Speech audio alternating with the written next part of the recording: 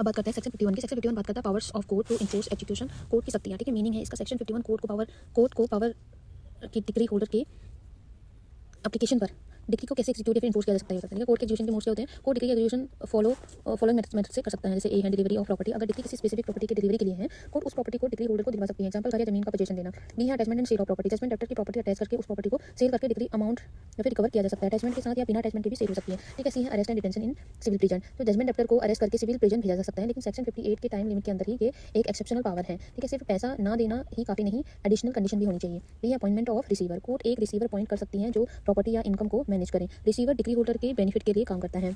ई है any other manner. Court degree के नीचे के हिसाब से किसी और सुटेबल मेथड का यूज कर सकती है, ठीक है। स्पेशल प्रोविजन है मनी डिग्री के केस में। अगर डिग्री पेमेंट ऑफ मनी के लिए है तो जजमेंट डेप्टर को सिविल प्रिजन भेजने से पहले पहला पॉइंट है उसे शो कोज नोटिस दिया जाएगा। दूसरा है कोर्ट को रीजन राइटिंग में रिकॉर्ड करने होंगे। कोर्ट तभी डिटेंशन ऑर्डर करेगी जब ये सेटिस्फाई हो कि एक है जजमेंट डेप्टर प्रबंधन एब्सकॉन्ड करने वाला है, या दूसरा पॉइंट है अपनी प्रॉपर्टी डिसऑनेस्टली ट्रांसफर कंसील या रिमूव कर चुका है, ठीक है। बी पॉइंट है जजमेंट डेप्टर के पास अगर मेंस पैसा रिसोर्सेज हैं फिर भी वो पे करने से रिफ्यूज या नेगलेक्ट कर रहा है। सी है डिग्री किसी fiduciary capacity transferee guardian sector से जुड़ी हुई होगा, ठीक है। ट्रस्टी या गार्जियन से, सॉरी। एक्सप्लेनेशन है इसका जजमेंट डेप्टर के मेंस कैलकुलेट करते वक्त ऐसी प्रॉपर्टी जो लॉ के अंडर अटैचमेंट से एक्सेप्ट है, ठीक है, उसे कोर्ट को उसे काउंट नहीं किया जाएगा। केस लॉ है इंपॉर्टेंट, सुभाष चंद्रा, ठीक। ऑर्डर 21 रूल 40 की इंक्वायरी के इनका सिविल प्रिजन लीगल है बोला इसमें, ठीक। सेक्शन 52 बात करता है enforcement of degree against legal representative. Meaning जब डिग्री किसी डिसीज्ड पर्सन के लीगल रिप्रेजेंटेटिव के अगेंस्ट पास होती है तो किसी एग्जीक्यूशन का प्रोसेस जो है, अगर डिग्री डिसीज्ड के लीगल रिप्रेजेंटेटिव के अगेंस्ट है तो डिग्री मनी डिग्री है। तो डिग्री सिर्फ डिसीज्ड की प्रॉपर्टी से एग्जीक्यूट होगी बोला है, लीगल रिप्रेजेंटेटिव की पर्सनल प्रॉपर्टी टच नहीं होगी। 52 बात करता है अगर डिसीज्ड की प्रॉपर्टी लीगल रिप्रेजेंटेटिव के पास आई लेकिन वो प्रॉपर्टी अब अवेलेबल नहीं है और लीगल रिप्रेजेंटेटिव कोर्ट को ये प्रूव नहीं कर पाता कि उसने प्रॉपर्टी का प्रॉपर यूज एप्लीकेशन किया, तो डिग्री लीगल रिप्रेजेंटेटिव के अगेंस्ट भी एक्जीक्यूट हो सकती है, लेकिन सिर्फ उस एक्सटेंट तक जितना प्रॉपर्टी उसके पास आई थी। Section 53 liability of ancestral property है। मीनिंग सेक्शन 53 बताता है कि एंसेस्ट्रल प्रॉपर्टी पैतृक संपत्ति की लायबिलिटी कैसे डिसाइड होगी। सेक्शन 50 और 52 के प्रपोज के लिए मेन प्रोविजन अगर सन या डिसेंडेंट हिंदू लॉ के अंदर अपने डिसीज्ड एंसेस्ट्रल के डेप्ट के लिए लायबल है और उस डेप्ट के रिस्पेक्ट में डिग्री पास हो चुकी है, तो जो एंसेस्ट्रल प्रॉपर्टी उस सन या डिसेंडेंट के हाथ में आई है उसे डिसीज्ड की प्रॉपर्टी मानी जाएगी और सन या डिसेंडेंट के लीगल रिप्रेजेंटेटिव ट्रीट किया जाएगा, ठीक है। इफेक्ट है इसके डिग्री एंसेस्ट्रल प्रॉपर्टी से एक्जीक्यूट हो सकती है, सन की पर्सनल प्रॉपर्टी लायबल नहीं होगी। ये प्रोविजन हिंदू लॉ के प्रिंसिपल पर बेस्ड है। सेक्शन 54 पार्टीशन ऑफ स्टेट और सेपरेशन ऑफ शेयर। मीनिंग जब डिग्री पार्टीशन के लिए होती है तो पार्टीशन का प्रोसेस कौन करेगा, ये सेक्शन 54 बताता है, ठीक है। व्हेन एप्लीकेबल, तो जब डिग्री अनडिवाइडेड स्टेट, क्या बोला है, जब डिग्री अनडिवाइडेड स्टेट के पार्टीशन के लिए हो जो गवर्नमेंट को रेवेन्यू पे करता हो या सिर्फ शेयर के सेपरेट पोजीशन के लिए हो, who will do the partition, तो पार्टीशन या सेपरेशन कलेक्टर या कलेक्टर का गेजेटेड सबऑर्डिनेट ऑफिसर जो इस पर्पस के लिए डिप्यूटेड हो, ठीक है, वो करेगा। पार्टीशन होगा एप्लीकेबल एग्जिस्टिंग लॉ के अकॉर्डिंग। इंपॉर्टेंट पॉइंट है सिविल कोर्ट खुद फिजिकल पार्टीशन नहीं करती, सिर्फ डिग्री पास करती है। एक्चुअल पार्टीशन कलेक्टर का काम है, ठीक है। 54 सेक्शन बात करता है अरेस्ट एंड डिटेंशन का। मतलब ये सेक्शन बताता है कि जजमेंट डेप्टर को अरेस्ट और सिविल प्रिजन में कैसे रखा जा सकता है एग्जीक्यूशन के टाइम। सेक्शन 51 का 1 बात करता है अरेस्ट प्रोसीजर का। जजमेंट डेप्टर को किसी भी दिन किसी भी टाइम अरेस्ट किया जा सकता है। अरेस्ट के बाद as soon as practicable court के सामने प्रोड्यूस किया जाता है या फिर डिस्ट्रिक्ट की सिविल प्रिजन में रखा जाएगा। प्रोविजन बात करता है इसका सनसेट के बाद और सनराइज से पहले ड्वेलिंग हाउस एंटर नहीं किया जा सकता है। दूसरा घर या आउटडोर ब्रेक या ओपन नहीं किया जा सकता है जब तक घर जजमेंट डेप्टर की पोजीशन में हो और वो एक्सेस देने से मना करे। लेकिन अगर ऑफिसर लीगली घर के अंदर आ चुका है तो जिस रूम में जजमेंट डेप्टर होने का रीजन हो उस रूम के डोर को ओपन किया जा सकता है। तीसरा पॉइंट है वुमेन प्रोटेक्शन। अगर रूम ऐसी वुमेन की पोजीशन में हो जो जजमेंट डेप्टर नहीं है और कस्टम के हिसाब से पब्लिक में अपेयर नहीं करती तो ऑफिसर पहले नोटिस देगा, रीजनेबल टाइम देगा, विड्रॉल करने के लिए उसके बाद ही एंटर करेगा। चौथा पॉइंट है अगर डिग्री मनी डिग्री है और जजमेंट डेप्टर डिग्री अमाउंट और अरेस्ट कॉस्ट पे कर देता है तो ऑफिसर को तुरंत रिलीज करना होगा। सेक्शन 55 का 2 बात करता है स्टेट गवर्नमेंट नोटिफिकेशन के थ्रू कुछ पर्सन्स क्लास ऑफ पर्सन्स को अरेस्ट से एक्सेप्ट कर सकती है अगर उनका अरेस्ट पब्लिक के लिए डेंजर या फिर इनकन्वीनियंस क्रिएट करे। सेक्शन 55 का 3 बोलता है जब जजमेंट डेप्टर मनी डिग्री में अरेस्ट से कोर्ट के सामने लाया जाए तो कोर्ट जजमेंट डेप्टर को इंश्योर करेगी कि वो इंसॉल्वेंट डिक्लेयर होने के लिए अप्लाई कर सकता है अगर उसने बैड फेथ एक्ट ना किया हो। इंसॉल्वेंसी लॉ के प्रोविजन फॉलो करें। सेक्शन 55 का 4 कहता है अगर जजमेंट डेप्टर इंसॉल्वेंट होने का इंटेंशन शो करे और सिक्योरिटी फर्निश करे 1 मंथ के अंदर अप्लाई करेगा और कोर्ट में अपीयर करेगा तो कोर्ट जजमेंट डेप्टर को रिलीज कर सकती है। अगर जजमेंट डेप्टर अप्लाई नहीं करता या अपीयर नहीं होता तो कोर्ट सिक्योरिटी रिलीज करेगी या जजमेंट डेप्टर को सिविल प्रिजन कमिट करेगी, ठीक। अब सेक्शन 56 बात करता है प्रोहिबिशन ऑफ अरेस्ट और detention of women money degree में। मीनिंग चाहे सिटीज के किसी भी पार्ट में कुछ भी लिखा हो कोर्ट किसी भी वुमेन को मनी डिग्री के एग्जीक्यूशन में सिविल प्रिजन में अरेस्ट या डिटेन का ऑर्डर नहीं दे सकती है।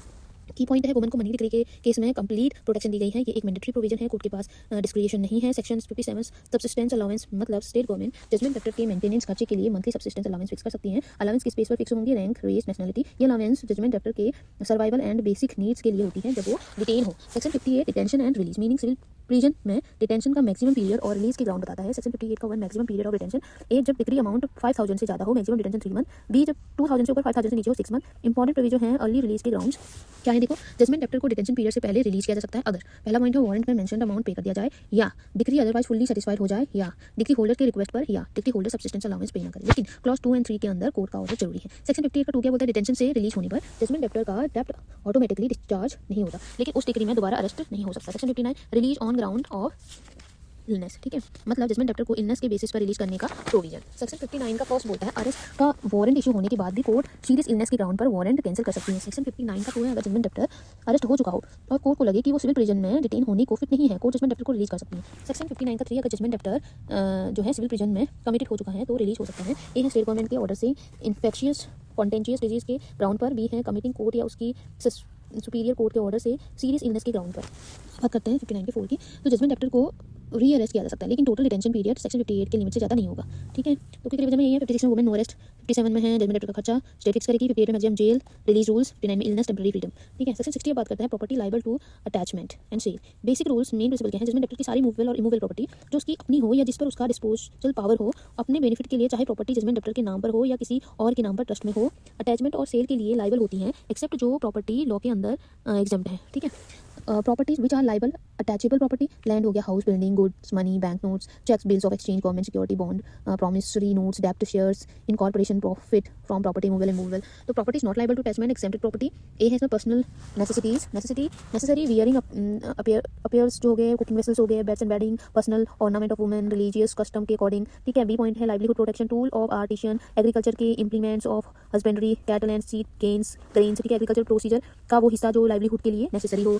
सी है residential house, house building with material plus land apartment apartment हो गए, अगर बिलोंग करता हो एग्रीकल्चरिस्ट से, तो लेबरर्स, डोमेस्टिक सर्वेंट और वो खुद ऑक्यूपाई करता हो, ठीक है। डी है बुक्स एंड अकाउंट्स। ई है मेरा राइट टू स्यू, सिर्फ डैमेज क्लेम करने का राइट नहीं होता। एफ है राइट ऑफ पर्सनल सर्विस का राइट अटैच नहीं होता। जी है pension and gratuity, government local authority pension जो है, political pension and service pension found से पेबल फंड से पेबल अमाउंट जो है। एच वेजेज हो गए, लेबरर्स एंड डोमेस्टिक सर्वेंट की वेजेज, चाहे कैश में हो या किसी और काइंड से हो, ठीक है।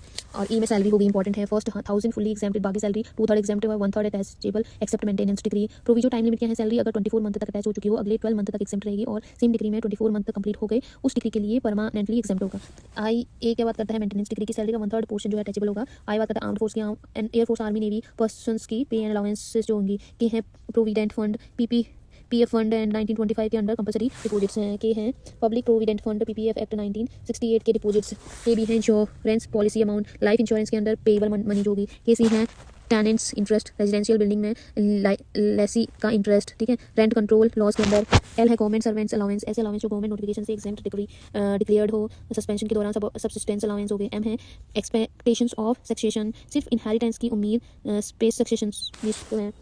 फिर इसके बाद अगला है फ्यूचर मेंटेनेंस, एन में फ्यूचर मेंटेनेंस राइट हो गया। ओ में है स्टैट्यूटरी एग्जेम्पशन अलाउंस जो किसी इंडियन लॉ के अंडर एग्जेम्प्ट डिक्लेयर्ड हो। पी में है लैंड रेवेन्यू डिक्लेटर, अगर जजमेंट डेप्टर लैंड रेवेन्यू देने के लिए लायबल हो, ऐसी मूवेबल प्रॉपर्टी जो लॉ के अंडर सेल से एग्जेम्प्ट हो, ठीक है।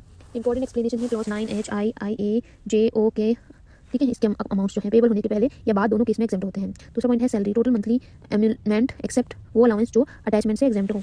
3 और 4 है अपॉइंटमेंट, गवर्नमेंट मीनिंग क्लियर करता है central government, state government service की नेचर के हिसाब से। तो पॉइंट है लेबरर्स, स्किल्ड अनस्किल्ड या सेमी स्किल्ड है, एग्रीकल्चरिस्ट जो खुद लैंड कल्टिवेट करता है और लाइवलीहुड जो है से हो, ठीक।